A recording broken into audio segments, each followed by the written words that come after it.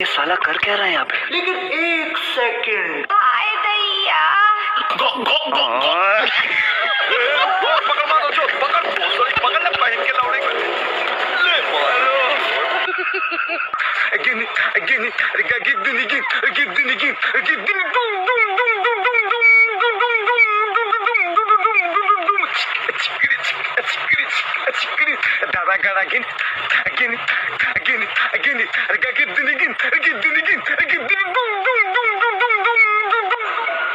একটা ছেলে পেয়ে গেছি, চলো ওখানে গিয়ে কথা হচ্ছে। আসো, আসো।